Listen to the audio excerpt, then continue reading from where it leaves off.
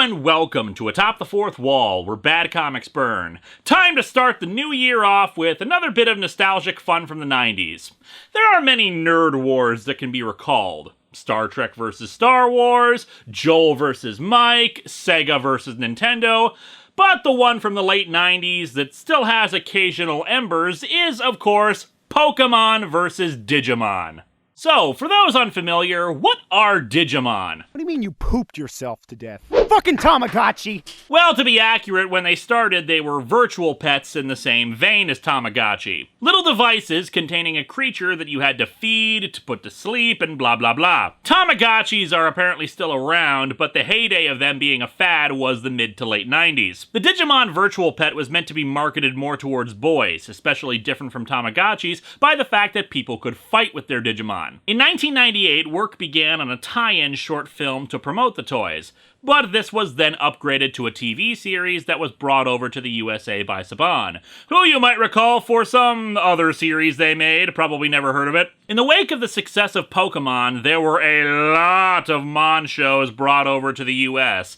Digimon, Monster Rancher, Mon Coley Knights, and those are just the Japanese ones. I've heard of American-produced shows that try to cash in on Pokemon's collection aspect to resounding failure. But the big competition was Pokemon vs. Digimon, with many accusations of one to the other about rip-offs and who came first, and of course it never really mattered. In the end, especially with the benefit of hindsight almost 20 years later, there are some definitive winners and losers. In terms of games, Pokemon won out. It's not necessarily that the story or the games themselves were better, but Pokemon has continued to outsell the competition during this time without any difficulty. However, where Digimon won through against Pokemon was in its story, or at least the anime story. Even back then, Pokemon had a problem with filler episodes that existed pretty much to show off a Pokemon, get kids wanting to play the games, or get toys or whatnot of those Pokemon, but their actual significance to the ongoing story was minimal. And that's assuming it was showcasing something new and not just some stupid festival honoring something we had seen before or whatever. Basically, episodes existed to fill time until Ash caught a new Pokemon, or the ongoing story of his quest continued. But Digimon Adventure, as the first season was called in Japan, actually had an ongoing storyline where there would be a beginning, middle, or end, sequel seasons notwithstanding. There were episodes that seemed like they were filler, but then filler characters would come back, comic relief got killed in a noble sacrifice, or a friend they had met early on became an ally against the villain of the storyline. The characters underwent growth and change, while Ash is still 10 years old after 20 years, and every time he gets close to his goals, the reset button gets smashed. Hell, the situation itself in Digimon is more exciting because it's much more dangerous and deadly. Which, of course, is really helped by the dub team adding in jokes and puns into everyone's dialogue that weren't in the original.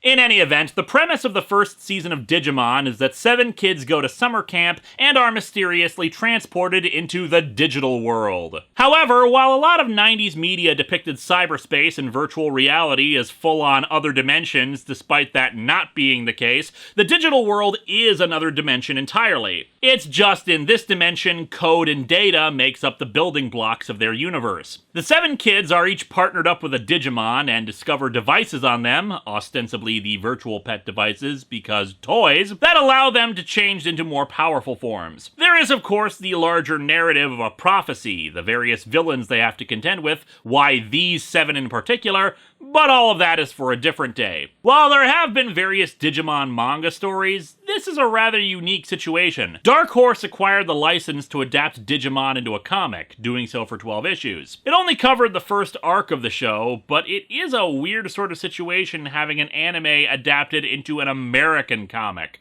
How does that even work? Well, let's dig into Digimon, Digital Monsters, and see how they pulled it off.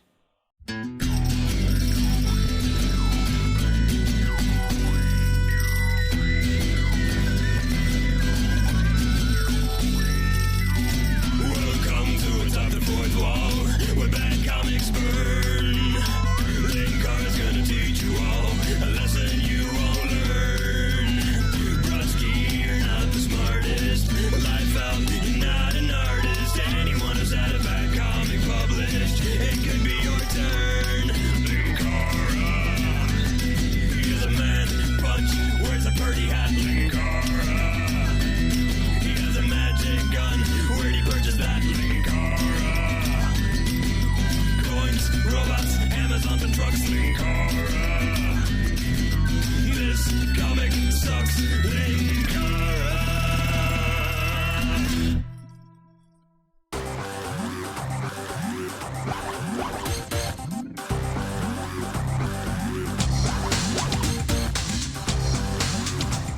cover's okay, shows off not only our 7 main characters, but their partner Digimon.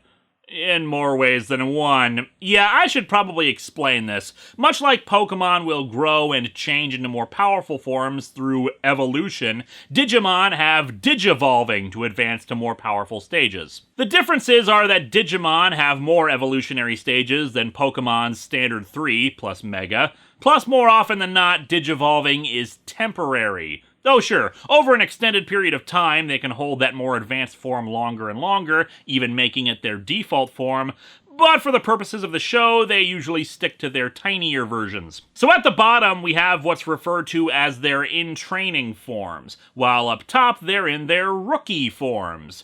And of course, they neither line up with their partners properly, nor with their rookie forms on top. So good job keeping things synergized across the cover, Dark Horse. We open with a shot of the Earth. That's home, planet Earth. The rent sucks, but at least there's plenty of parking. But I'm not sure that's where I am right now. It's the year 2000. Do you know where your children are? It all began when the climate went completely out of control. The rainforests dried out, and cities, which are normally blazing hot, got super cold. Ty, for the millionth time, the oven is not a city! The leader of the kids, or Gogglehead as the main focus is usually referred to, is Ty, sitting in a tree expositing to us about all this. He says he wasn't aware of the weird weather shenanigans until it started snowing. At summer camp. In the middle of July. So your summer camp is in Minnesota. Oh, by the way, my name is Ty. Good talking to you, Tree. You're a great listener. And so it begins. No. We're still a few months off from me looking at a Babylon 5 comic. We're quickly introduced to the other 6 members of our group. First, there's Sora with her giant hat, then Matt with his giant hair, and don't assume I'm exaggerating about his hair seeming noticeable. Even Ty comments on it. And Matt is too cool. Just look at that haircut. My God, the Yowie fan art between the two of us will be glorious. Then there's Izzy, who is our resident nerd and smart person. Mimi and her giant hat, a pink cowgirl hat. Matt's little brother TK and his giant hat. Seriously, it's supposed to be a baseball cap, but it's got layers and the brim of the hat is tiny when you do finally see it. And finally, Joe, who you would think would be the nerd given he has the glasses and is wearing a sweater vest in the middle of summer, but no, he's just average, which is why I think I like him so much. He's kind of the straight man to all the insanity they're about to encounter. But yeah, anyway, they're all staying at this cabin when a blizzard hits. TK runs out, not caring about the weird-ass weather as long as he can build a snowman. Hey, TK, be careful! Slow down! We don't actually know if snow will slow down Jason Voorhees, so we have to be cautious. Brr, it's freezing and I didn't bring a jacket. And yet you brought gloves. To summer camp. Actually, now that I think about it, why do 5 of our main characters have gloves? Izzy remained inside on his computer, accurately predicting what most of us would be doing in 10 years. This storm's making a mess of my infrared internet connection. Oh, Napster, you'll always be there for me. They look up at the sky, Izzy finally joining them as they behold something glowing amidst the clouds. Yeah, what is it? This is God! Sorry, but I'm more of a Bakugan fan. The sky is like short-circuiting. Could somebody reset the breaker on the sky? A bunch of fiery objects fall down from the sky and land in front of the kids. Suddenly, little Tamagotchi devices float out from the crater in front of each of the kids. What are these? My guess is some sort of miniature remote digital apparatus. So, old school MP3 player. Bet you could fit 12 songs on that thing. All of a sudden, a massive wave of water rises up from the ground and swallows up our heroes. You know, I just realized that this is a much better summer experience than anything that occurred with the Tandy Computer Whiz kids. Ty wakes up with a small blob sitting on his chest. It has kind of rabbit-like ears and exposed fangs. The evolution of a tribble is weird. The thing, referred to as Koromon, knows Ty by name and says it's been waiting for him. I don't think we ever got an explanation for why they knew that, or how a big wave of water actually transported them to the digital world, but it did, and here we are. Ty is soon joined by Izzy and his own partner Digimon, Motimon. Another one? What are they? I believe those digital gadgets somehow have taken on an actual life form. I've gotta say, this is not how I expected my sex robot to be realized, but I'm flexible. You think? It's weird, says the kid with hair as big as his torso. Nothing is common in Digiworld, except for pop-up ads. Those are especially common here. Tai and Koromon climb a tree, hoping to use a telescope Tai has on him to see if he can figure out where they are. He can see an ocean, but nothing familiar about the summer camp. However, before he can investigate any further, he spots something coming right for him. A giant red beetle known as Kuwagamon. It soars right up and slices off the top of the tree, making the two fall out. Koromon expels some kind of pink goop at Kuwagamon, blinding it. Considering its entire body is a head, where exactly did it conjure up the bubblegum bile that it shoots out? Also, just FYI, Digimon can poop, which raises all sorts of questions about their physiology, especially being, digital creatures. You're pretty brave for a little guy. Hey, Tai, he's heading this way again. Oh, crap. Koromon? Brave Koromon. You ever heard of the fastball special? Motimon leads them to a hiding spot, inside of a tree. Like, literally inside of it. The tree is a projection that they can pass right through. Inside is just a weird wireframe cylinder. This is, again, one of those things that's never really explained properly, especially since a lot of the other trees are not fake projections or the like. They wait inside of it for a bit, but then hear Sora calling out for them to come out of hiding. And, oh, jeez. Yeah, there are a few spots where the artwork is kinda iffy. I'll get into it more at the end, but needless to say, some of the faces are a bit off-model. Sora introduces them to her partner, Yokomon. Some other Digimon keep yelling that she broke up the Beetlemon, but I don't know what they're talking about. Also, Sora's face. They're soon joined by Matt and TK, who are very happy with their own adorable little partner Digimon, including Sunomon, which is basically just Koromon with a huge spike on its head instead of bunny ears. Joe, however, is not as pleased with his floating friend Bukamon. What's wrong with you guys? Don't you see this creature hanging off me? And those creatures standing right there? They're everywhere! What are they? They're yours at $29.99 plus tax. International shipping options are available. We're Digimon! Digital monsters! We're kinda cute. And very loyal. With beautiful hair! Or maybe no hair at all. We can be funny. Ha! And adorable! I didn't even have to make that joke a second ago. These things are marketing themselves. The last person missing from their party is, of course, Mimi, who quickly joins them while running and screaming from Kuwagamon. What's your problem, Mimi? It's just your partner Digimon wanting to meet you. Actually, her partner, Tanamon, is running alongside her as Kuwagamon once again swoops over our heroes. Will this nightmare never end? My mom is gonna want a complete and total refund. Look, Joe, the summer camp brochure promised an adventure like no other. I failed to see the false advertising. Tai wants to stay and fight Kuwagamon, but Matt rightfully points out that the thing is huge and they're not exactly in any shape to take on a giant death bug. They run off, but find themselves on the edge of a cliff, cornered by Kuwagamon. The partner Digimon leap into action to defend our heroes, revealing that TK's, Tokomon, has some hidden talents of its own. That rabbit's got a vicious streak a mile wide. It's a killer. He's got huge, sharp... he can leap about...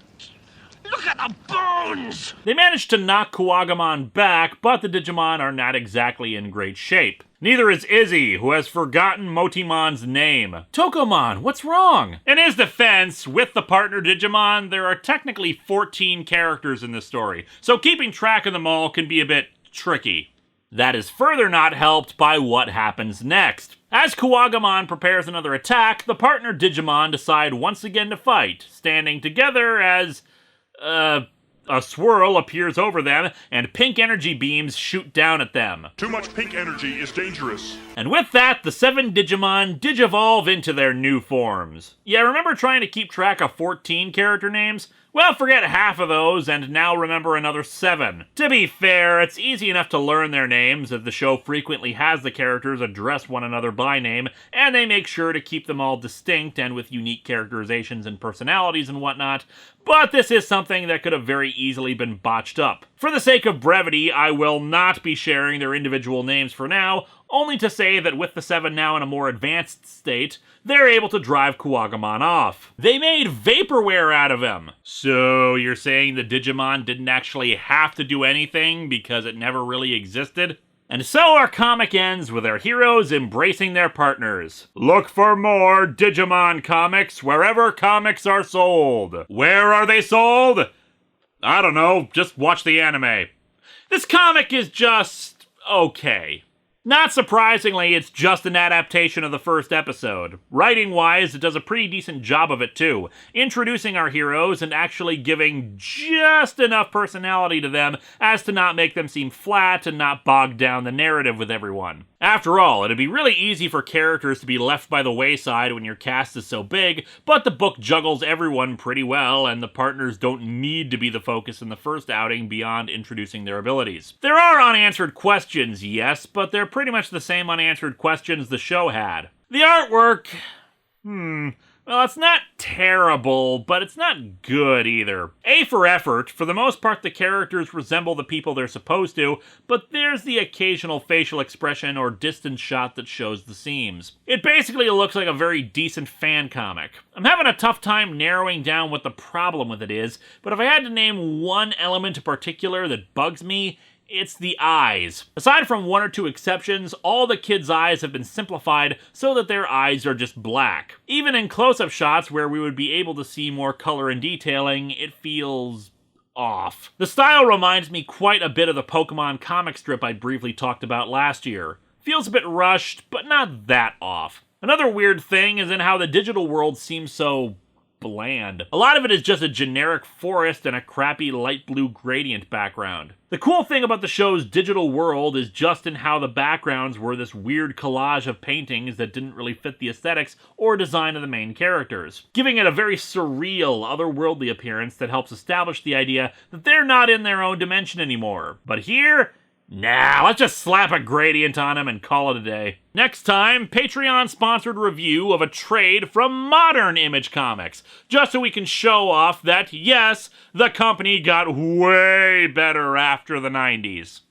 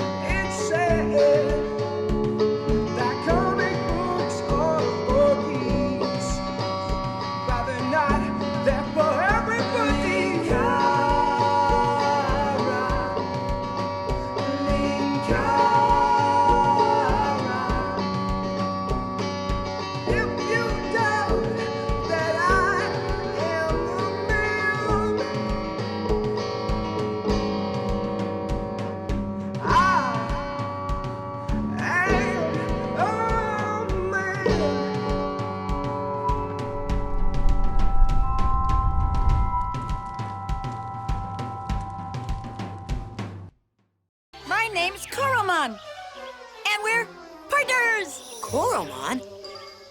That means talking head?